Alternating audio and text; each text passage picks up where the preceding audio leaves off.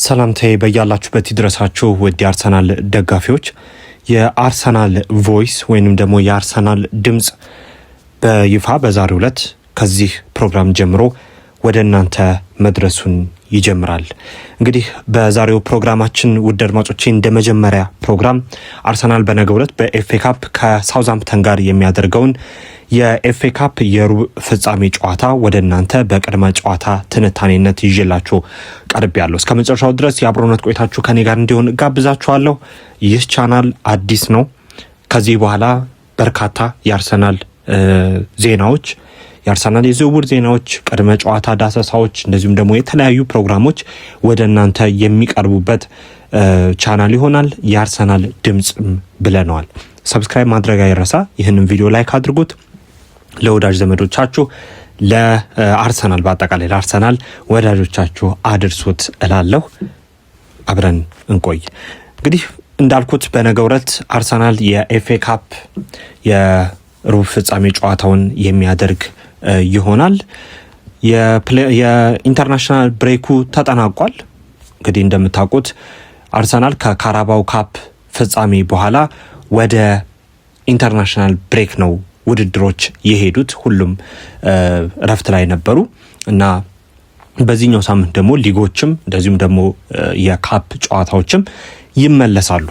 የመጀመሪያው ተጠባቂው የአርሰናል በሳውዛምፕተን ሴንት ሜሪ ስታዲየም የሚያደርገው የነገው ምሽት የ4 ሰዓት ጨዋታ ነው የሚሆነው። እንደምታውቁት በኢንተርናሽናል ብሬኩ ላይ 10 ተጫዋቾች ከአርሰናል ጥሪ ተደርጎላቸው ነበረ። ነገር ግን ሁሉም ወደ ክለባቸው አርሰናል ተመልሰዋል። ከቪክቶር ዮኬሬሽ ውጪ ሁሉም በሚባል መልኩ ወደ ክለባቸው ተመልሰዋል፣ ጉዳት በሚል ማለት ነው። እንደሚታወቀው 11 ተጫዋቾች አካባቢ ነበረ መጀመሪያ ጥሪ የተደረገላቸው። ነገር ግን ከዛ በኋላ ኖኒ ማዱኬ ወደ ሀገሩም ሳይሄድ ነው ያው ወደ ናሽናል ቲም ሳይሄድ ነው በቀጥታ ወደ አርሰናል የተመለሰው። ናሽናል ቲም ውስጥ አልተካተተም። ጥሪ ተደርጎለት ግን ነበረ።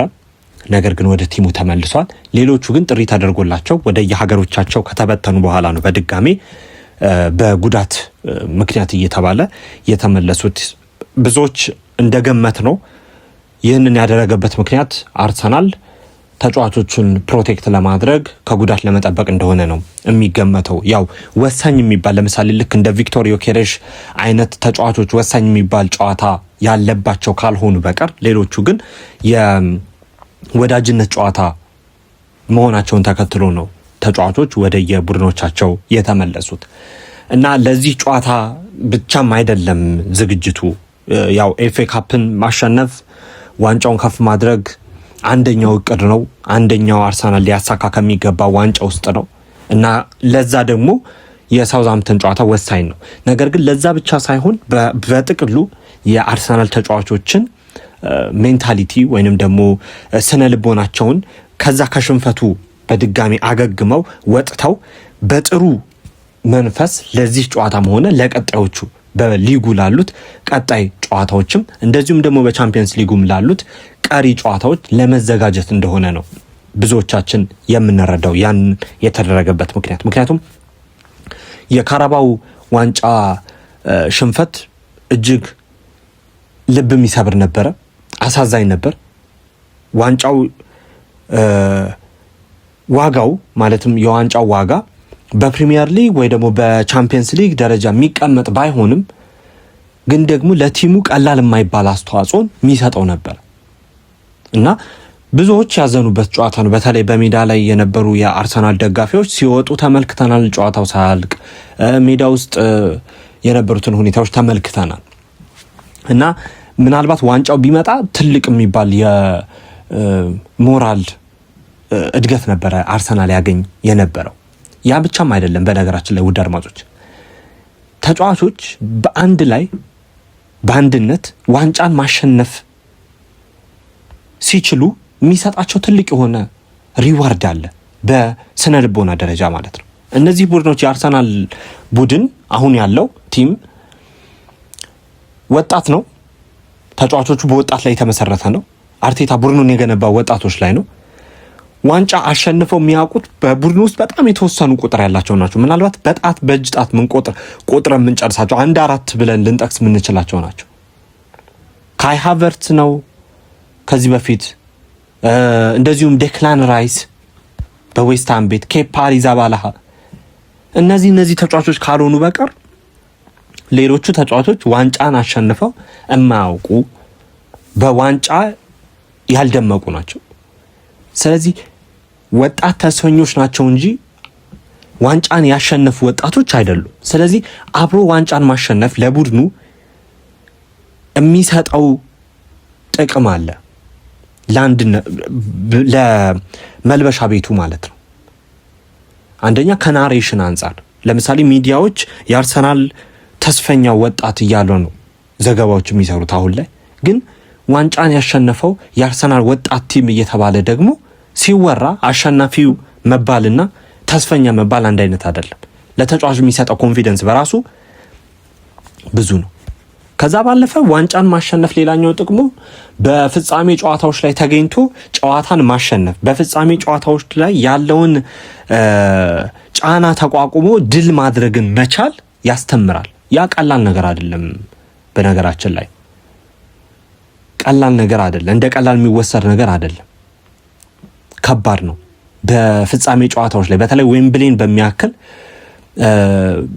ስታዲየም ላይ ዋንጫን ማሸነፍ ቀላል ነገር ብለን ልንወስድ የምንችለው አይደለም እና ያንንም ማድረግ መቻል ትልቅ ነገር ነው። ትልቅ የሞራል ስንቅ ይሆናል። ነገር ግን ያ አልሆነም። ስለዚህ በድጋሚ መሰብሰብ አለባቸው።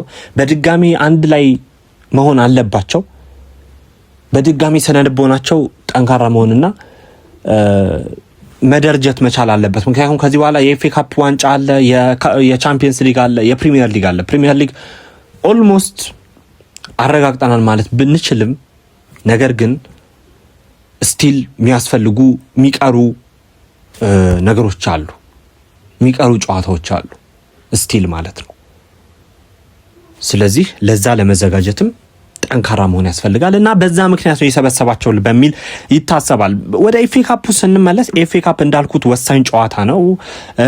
አንደኛው ልናሸንፈው ከሚገባ ዋንጫ መሃል አንደኛው ነው፣ ልናሸንፈው ከምንችለው ዋንጫ መሃል ማለት ነው። ከፖርትስማውዝ ጨዋታ ጀምሮ ስንመለከተው የአርሰናልን ውጤት ፖርትስማውዝን 4-1 በሆነ ውጤት እንዳሸነፈ ይታወሳል። ከዛ በኋላ ዊጋን አትሌቲክን 4-0 በሆነ ውጤት እንዳሸነፈ ታስተውሳላችሁ። ለመጨረሻ ጊዜ ወደ ሩብ ፍጻሜው ከማለፉ በፊት ደግሞ የተጫወተው ከማንስፊልድ ጋር ነው። ከማንስፊልድ ጋር በነበረው ጨዋታ 2-1 በሆነ ውጤት ነው ጨዋታውን ማሸነፍ የቻለው እና በእነዚህ ጨዋታዎች ላይ ምናልባት እኔ ከነገው ጨዋታ ቢቀየር ብዬ የማስበው አንደኛው ነገር የኬፓ አሪዛባላሃ ጉዳይ ነው። እንግዲህ በኤፍኤ ካፕ ጨዋታዎችም ላይ አርቴታ በቋሚነት የተጠቀመው ኬፓን ነው ለካፕ ውድድሮች፣ ኤፍኤ ካፕም አንደኛው ነው። ስለዚህ አሁን ላይ ግን ያንን መቀየር አለበት ብዬ አስባለሁ። ምክንያቱም በዛ በፍጻሜ ጨዋታው ላይ የሰራቸው ስህተቶች ኦልሞስት ሁለቱም ግቦች በኬፓ ምክንያት ነው የተቆጠሩት። እኔ ያንን ብዬ ነው ማምነው። የተጫዋቾች በዛ ዕለት የተጫዋቾች በአቋም መውረድም እንዳለ ሆኖ ግን የአርቴታም ያሰላለፍ እንደዚሁም ደግሞ ያጫዋወት ፍላጎት ስህተቶች ነበሩት። ከነዛው ስህተቶች መካከል ግን አንደኛው የኬፓ በጨዋታው ላይ የነበረው አቋም ነው እና ያ ስላለ በስነ ልቦና ደረጃም ምን ያህል ጠንካራ ነው የሚለውም ነገር መፈተን ይኖርበታል። ስለዚህ በነገው ጨዋታ ላይ የሱ መሰለፍ ያን ያህል አግባብ ነው ብዬ አላምንም። ስለዚህ በዛ ላይ ቅያሬዎች ቢኖሩ በጣም መልካም ይመስለኛል። ያው ብዙዎች የሚገምቱት ኬፓ ይሰለፋል ተብሎ ነው። ግምት አሰላለፎችም ሲወጡም በዛ መልኩ ነው። ግን እኔ ያ ባይሆን ከሚሉት ውስጥ ነኝ። ጨዋታው ሴንት ሜሪ ላይ ነው። ሳውዛምፕተን በዚህ የውድድር ዘመን እንግዲህ ወደ ታችኛው ዲቪዚዮን መውረዱን ይታወቃል።